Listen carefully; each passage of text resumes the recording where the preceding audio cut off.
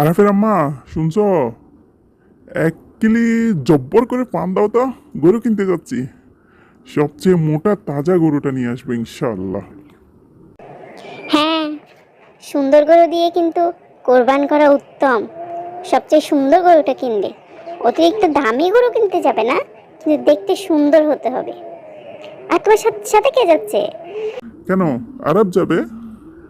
আরব, বাবাই, তাড়াতাড়ি আয়। বাবা, তোমাকে তো আজকে আমাকে ডাকতেই হতো না। আমি তো কত আগে থেকে রেডি। গরু কিনতে যাওয়ার আনন্দটা না সে আগের মতো রয়ে গেছে বাবা। বড় হয়ে গেছি তাও ঠিক। চলো চলো, আমরা খুব সুন্দর দেখে গরুটা কিনে নিয়ে আসবো। চল বাবা, চল। আজকে তো অনেকটা শেষের দিকে বাজার। আজকে গরু কিনতেই হবে। আজকে না কিনলে আর কিনতে পারবো না রে। চল চল, তাড়াতাড়ি চল। একটা রুগা গরুর দাম কয় মন হবে ফিসের রান? কুরবানি কুরবানি কুরবান। একটা রুগা গরুর দাম হয় মন হবে ফিসের রান? কুরবানি কুরবানি কুরবান।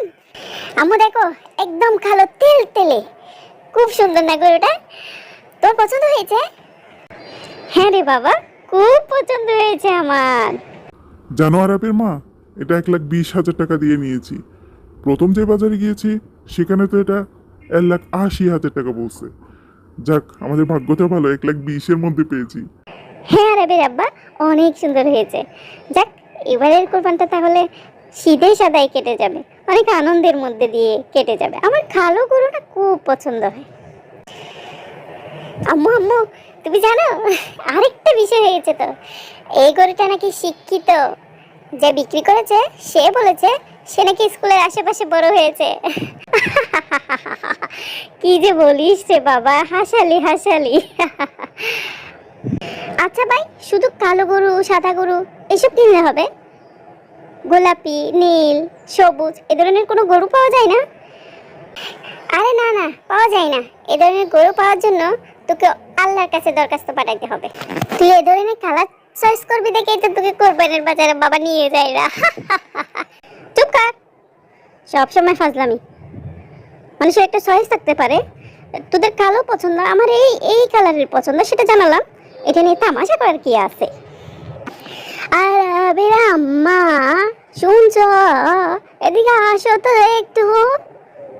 জি আম্মা, বলেন। শোনো, ভালো করে মনে রাখিও, গরুর বুড়িটা ফেলে দিবা না। গরুর ফাইয়া কতগুলো আছে না, এগুলো সব রেখে দিবে। এগুলো তোমার মেয়েজন অনন খুব পছন্দ করে, কাউকে দিয়া দিবা না। আর পিছনের রাংটা আমার জন্য রেখে দিও। সব মেয়েরা আমি ভাগ করে দিব, মনে থাকে যেন।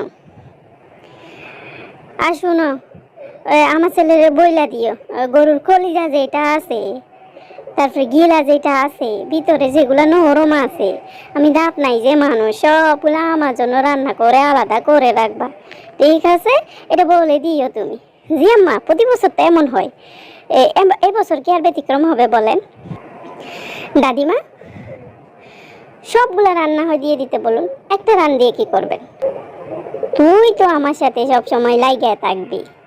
একটা রানের কথা বলছি, 4টা রানের কথা বলি নাই, বাকি 3টা আছে না। তোমরা এত বড় বড় হইছো, আরাফ তুমি শিক্ষিত হইছো, তোমরা জানো না কোরবান কিভাবে হয়? 3 ভাগ করা লাগে। 3 ভাগের 2 ভাগ দিয়ে দিতে হয় আত্মীয় স্বজন গরিব দুঃখীরে। 1 ভাগ ঘরে রাখা যায়। আত্মীয় স্বজন গরিব দুঃখীর গুলা আমারে দিয়ে দিবা। আমার মেয়েরা, আমার 7-8টা মেয়ে আছে, একটা ছেলে আছে, 2টা ছেলে আছে, তারা খুব গরিব। ও আবার তোমার আত্মীয় 2টা অংশ আমারে দিয়ে দিলে এগুলো আমি ওদেরকে ভাগ বারাট্টা করে দিয়ে দিব। 1 ভাগ তো তোমাদের লাগবেই। পুরো গরুটা না হয় দাদি তুমি কাউকে দিয়ে দাও, ওদেরকে দিয়ে দাও, তাইলে তো ভালো হয় না? কোরবান কি জন্য করে মানুষ? খাওয়ার জন্য, সোয়াবের জন্য। তোমরা কি কোরবানের নিয়ম মানবা না? 3 ভাগ করবা না? হ্যাঁ, এখন তো হাদিসের অনেক ধরনের বর্ণনা হয়েছে, এটা যৌক্তিকতা ব্যাখ্যা হয়েছে। এখন যে 3 ভাগ করে 2 ভাগ দিয়ে দিতে হবে, এটা ম্যান্ডেটরি না। যদি ঘরে সদস্য সংখ্যা বেশি থাকে, মেয়ে বিয়ে দিয়ে থাকে শ্বশুর বাড়িতে দেওয়ার জন্য, বিভিন্ন কারণে এখন আর অত বেশি দিতে হয় না। আমার তোমাদের সাথে কথা বলার কোনো বাড়াবাড়ি করার কোনো ইচ্ছা নাই। আমি তোমার আব্বার সাথে কথা বলবো। দাদি, তুমি সেই তখন থেকে আমাদের উপর অন্যায় করে করে আসতেছো, এখনো তুমি এগুলা করবা? তোমার বয়স হয়েছে না? এগুলা নিয়ে চিন্তা করার কি আছে? আব্বা আছে, আম্মা আছে, ওরা এগুলা দেখবে। তুমি কেন কেন কথা বলবে বলো? আমি মুরব্বী, আমি কথা বলবো। চুপ। মেয়েটা খুব বেয়াদব হয়ে গেছে। এই স্বামীর ঘরে গিয়ে শান্তি পাবে না। এই স্বামীর ঘরে করতে পারে কিনা জানি না আমি। শকুনের দোয়ায় গরু মরে না, সেটা মনে রাখিয়া। সোমা, হয়েছে, অনেক হয়েছে। দাদির সাথে অনেক বেয়াদবি করেছো, এখন চুপ করো, সোজা গিয়ে পড়ালেখা করো। হ্যাঁ, তুমি তো শুধু চুপ করতেই বলবা, নিজেও কিছু বলবা না, আর আমাদের কেউ কিছু বলতে দিবে না। এখন আমরা বড় হয়েছি, অন্যের প্রতিবাদ করতে হবে মা।